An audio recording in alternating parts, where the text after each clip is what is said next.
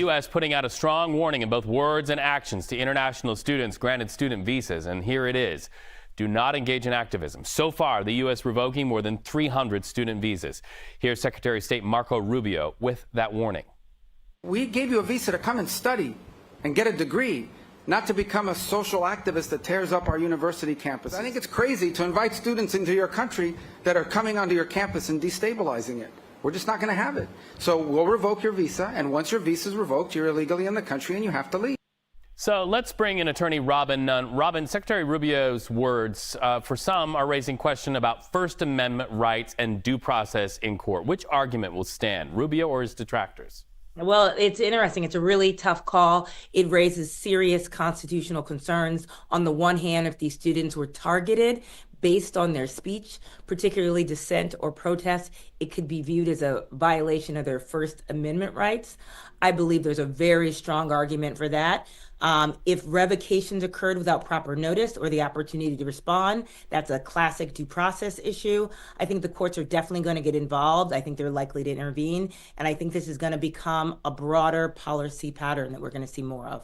And, you know, we've been told by Secretary of State Marco Rubio to expect more stories like this. He said it last week. We saw him deliver on that promise with the Trump administration. So let's just keep it really simple. When a person comes in on a student visa, do they enjoy the same free speech, First Amendment protections that I do as a natural-born U.S. citizen?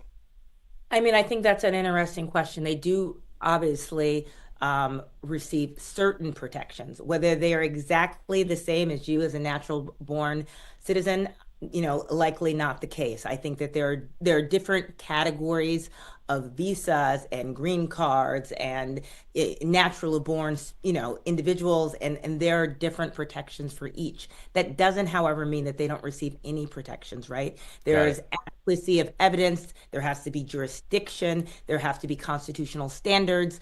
This country is really based upon the principles of the Constitution, and all of those have to be upheld for anyone who is in this country, even if they are not a legally born person. It's a fascinating conversation to have because we will see these issues play out in court and argued in court on both sides. So another practical application of this conversation, attorneys for pro-Palestinian activist Mahmoud Khalil, they're in a New Jersey courtroom today as they continue to seek his release. Why has this case been moved there, and what could be next in this case? Yeah, I think that's another really interesting case. And Mahmoud has really brought things into the forefront. There's been tons of protests, tons of attention around this, really calling into question whether he is in the right court system, whether his deportation is correct, whether there's even adequate amount of evidence against him.